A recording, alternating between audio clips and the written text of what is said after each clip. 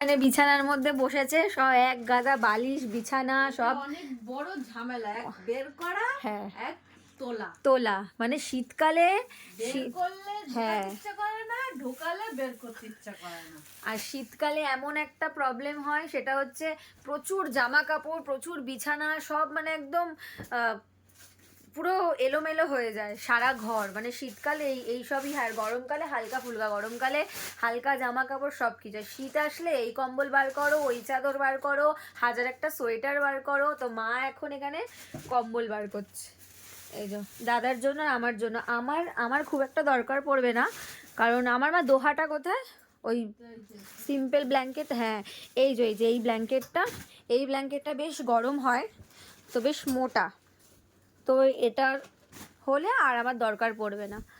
আর দাদার জন্য বার করছে, দাদা এতদিন পাতলা কম্বল গায়ে দিচ্ছিল, ওই জন্য দেখো কত চাট্টি পাট্টি বেরোচ্ছে। দেখি মা, সব বার করো। এই যে এটা দাদার কম্বল, এক গাঠি থেকে বার করছে, কিসের মধ্যে ঢোকানো ছিল। কিন্তু আমার কম্বলটা না একটু ইয়ে করতে হবে, কাচতে দিতে হবে। আমার কম্বলটা অনেক ময়লা হয়েছে, এই যে এই প্লাস্টিকের ভেতর, এটা কাচাতে দিতে হবে। এই যে মানে ভালো কম্বল, মানে পুরো নতুনই কম্বল, এটা আগের বছরই কেনা হয়েছিল।